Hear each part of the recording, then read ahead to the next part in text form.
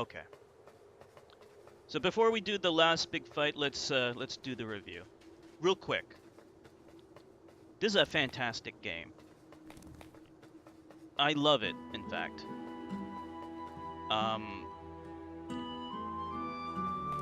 This is like the quintessential indie game. It's so creative, it's so unique. I love original ideas. Even when they take inspiration from well-established video games that have come before, it manages to combine elements of those games into a unique package that you've never seen before. So this game takes inspiration, Titan Souls takes inspiration from Dark Souls and Shadow of the Colossus, two of the best games ever created, and two of the most artistic games ever created. So this game, it's like Shadow of the Colossus in that you fight only bosses. There's nothing else. There's no filler. It's just boss fights. And you have an open world to explore to find the different bosses. At first, you know, they're just little caves, and you can see them, and it's straightforward. But then you get like this large open landscape to explore. And that's kind of where the inspiration from Zelda comes in. And over here, we're going to enter the Lost Woods. Well, I don't know what the official name of this place is, but it's exactly like the Lost Woods from The Legend of Zelda, you know, Ocarina of Time. Take your pick. A lot of Zelda games had Lost Woods kind of area. And it's so cool. And I really like how they create this large open world because it's so artistic. Now, the graphics are great. They're fantastic. It uses the same game engine as Hyper Light Drifter. Hyper Light Drifter has better graphics than this. It's more colorful.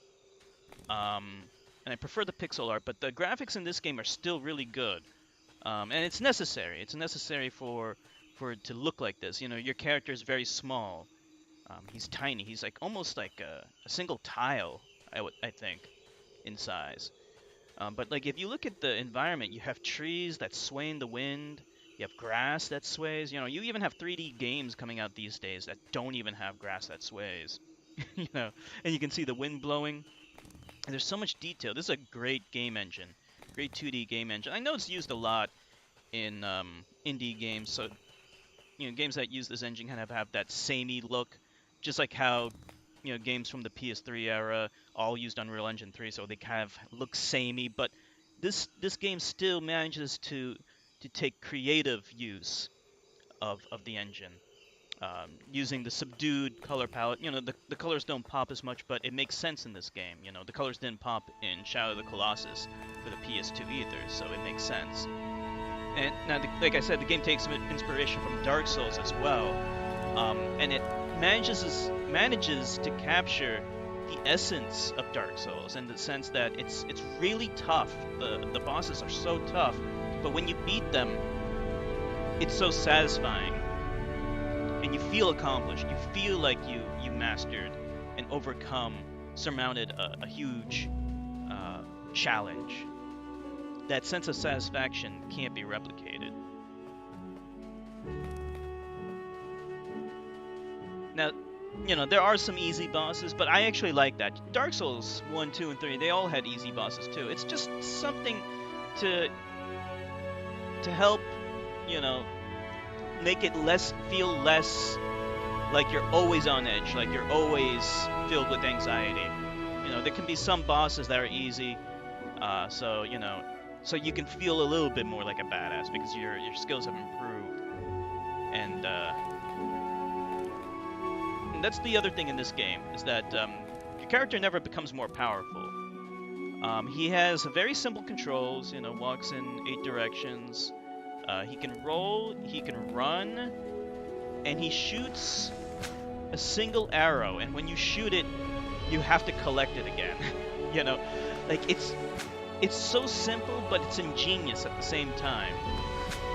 And you have to defeat all bosses like this. One hit kills you, but one hit kills each boss. You might have to defeat a shield that's protecting the vulnerable part. But still, it's just one arrow will kill it, and I love that. The music's also really great. It helps set the mood. You know, you feel isolated in this world.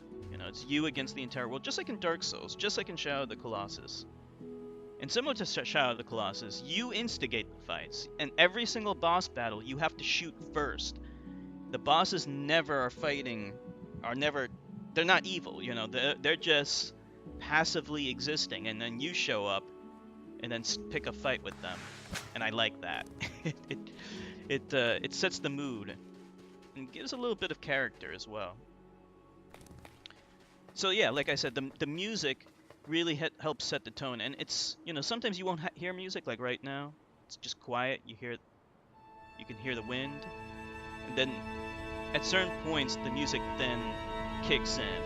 And some boss battles, you know, it's like heavy metal music, and I love that because then it makes the bosses have their own unique flavor to set them apart from other bosses. And they're so creative. You know, I really should talk about the bosses. They're so well designed.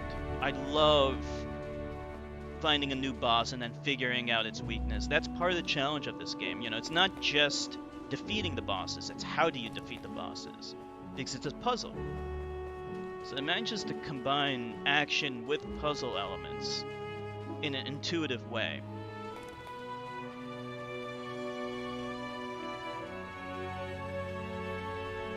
So yeah, it's just a wonderful, amazing indie game, and you know, I hope more people play it and appreciate it, because it's really hard to find originality and creativity in games. And when you know, you got to leave it up to the indies to do it, because they're the ones at the forefront with all these amazing ideas, innovating and enriching video games. This game definitely does that. And that's all I gotta say.